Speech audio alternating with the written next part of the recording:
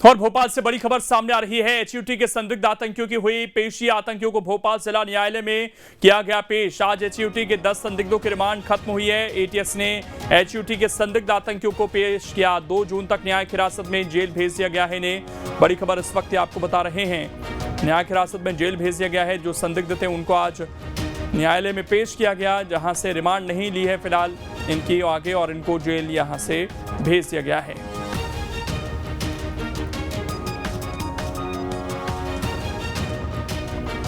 तो हिजबुत तहरीर के पकड़े गए 16 सदस्यों में से 10 को भोपाल की जिला अदालत में पेश किया गया, जिसके बाद अदालत ने इन सभी आरोपियों को 2 जून तक न्यायिक हिरासत में भेज दिया है। एटीएस और कमांडो की विशेष सुरक्षा में इन आरोपियों को भोपाल की सेंट्रल जेल ले जाया गया।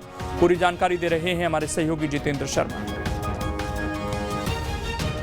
अब सभी आतंकियों को एक बार फिर से कोर्ट में पेश किया है, जिसके बाद उन्हें जेल में भेजा जा रहा है। इन टोटल जो 10 संदिग्ध आतंकी थे, जिनकी तस्वीरें आप यहां पर देख सकते हैं कि 19 मई को पहले इन्हें पेश किया गया था भोपाल की कोर्ट में। करीब 16 संदिग्ध आतंकियों को पेश किया गया था, और इन 16 संदिग्ध आतंकियों को पेश करने के बाद ये कहा गया था कि जिसमें से जो 6 संदिग्ध आतंकी हैं उन्हें पहले जेल भेजा गया था, और आज इन 10 संदिग्ध आतंकियों को कोर्ट में पेश किया गया था, जिनके पास से ऐसा माना जा रहा है कि कई ऐसे सबूत मिले थे, कई ऐसे चीज़ें मिले थे जिसके माध्यम से ये देश के अंदर भड़काऊ भाषण के अलावा कहीं ना कहीं जो माइंड वॉश करने का काम है वो किया करते थे। और ऐसे में टोटल 10 लोगों को पहले पेश किया गया, पहले टोटल 16 लोगों को पेश किया गया था, जिसमें से 6 लोगों को पहले ही जो कोर्ट ने जेल भेज दिया था। और उसके बाद अब टोटल जो 10 आतंकी, जिनको संदिग्ध आतंकी जिन्हें पहले रिमांड दिया गया था, एक बार फिर से उन सभी आतंकियों को अब जेल भेजा जा रहा है। तो इन तस्वीरों में देख सकते हैं कि इस बस के माध्यम से इन्हें लेकर आया गया, और अब इन सभी संदिग्ध आतंकियों को जो जेल है वो भेजा जा रहा है। तो ये अपने आप में एक बड़ा अपडेट है। और पूरी सुरक्षा के बीच अगर हम आगे देखेंगे तो आपको दिखेगी कि एटीएस की जो गाड़ी है जो फॉलो करती हुई चल रही है वो आगे मौजूद है। और ठीक इसके पहले अगर हम देखेंगे तो यहाँ पर जो आपको फोर्स से भरी हुई जो वाहन है वो नजर आएगा। करीब 2 से 3 वाहनों का जो काफिला है फोर्स का वो चल रहा है। पीछे उन संदिग्ध आतंकियों बस आपको नजर आएगी, जिसके अंदर उन्हें अब जेल लेकर जाया जा रहा है। तो इन तस्वीरों में आप सीधे देख सकते हैं कि पुलिस अब इन तमाम आतंकियों को, जो कि एटीएस के आतंकी है, उन्हें अब यहाँ से जेल भेजा जा रहा है। और इन सभी संदिग्ध आतंकियों को अब एक बार फिर से एटीएस ने यहाँ से जेल भेजा है।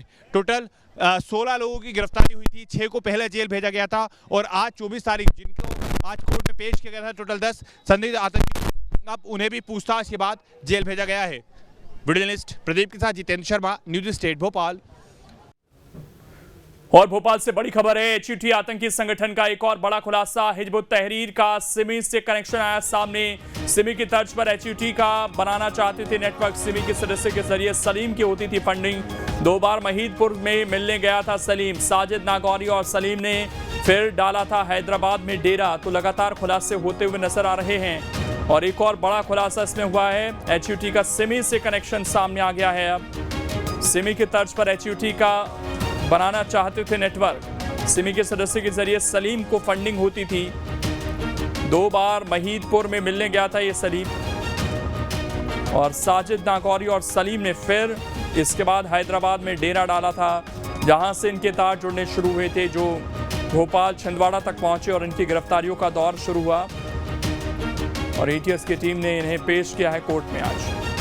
हमारे सहयोगी जितेंद्र इस वक्त जुड़ गए हैं ज्यादा जानकारी के साथ। जितेंद्र, सिमी का अक्सर जिक्र होता है मध्य प्रदेश में, और ये कहा जाता है कि इसको पूरी तरीके से खत्म कर दिया गया प्रदेश से, लेकिन अब तार जुड़ते हुए नजर आ रहे हैं। ये बड़ी चिंता की बात है प्रदेश के लिए। बिल्कुल, देखिए जिस प्रकार से हमने देखा कि एचयूटी संगठन की अगर हम बात करें, जिसकी मध्य प्रदेश के अलग अलग स्थानों से गिरफ्तारी हुई, चाहे भोपाल की बात करें या फिर मध्य प्रदेश के छिंदवाड़ा की बात करें या फिर देश में अलग राज्यों की बात करें तो हैदराबाद की बात करें, करीब 16 आतंकियों को पहले गिरफ्तार किया जाता है, 6 को पहले जेल भेजा जाता है और 10 को आज जेल भेजा जाता है।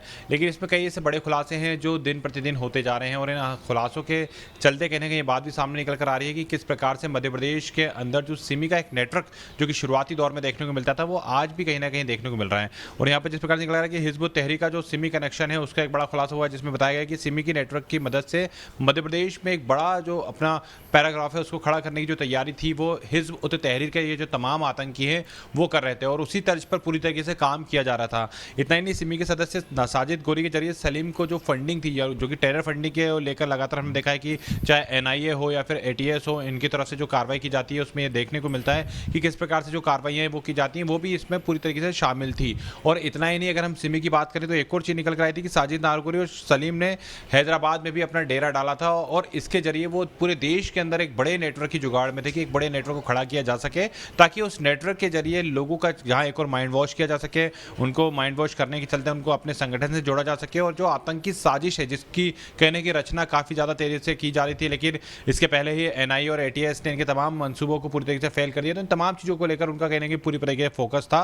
वर्तमान में भी बताया जा रहा है कि सिमी के जो तमाम नेटवर्क था उसका जो खुलासा निकल कर आया है उस खुलासे पर भी चर्चा की जाएगी। और वर्तमान में ये भी बात निकल कर आई है कि जो आतंकी थे, टोटल 16 जो आतंकियों को गिरफ्तार किया गया था, संदिग्ध आतंकियों को, जिसमें पहले 6 को भेजा गया था, बाकी 10 लोगों की रिमांड ली गई थी, उनके जरिए पूछताछ में एक खुलासा हुआ है जिसमें सिमी का जो नेटवर्क है वो सामने निकल कर आया है। अब इन 10 लोगों को भी जो भोपाल की सेंट्रल जेल है वहाँ 2 जून तक के लिए जेल भेज दिया गया है। और ऐसे में बताया जा रहा है कि सिमी ने जितने भी यहाँ पर अपने तथ्य प्रस्तुत किए थे उन तथ्यों के आधार पर और भी कई बड़े जो खुलासे हैं वो जल्द ही हो सकते हैं। जितेंद्र, क्या रिमांड की डिमांड की गई थी आज?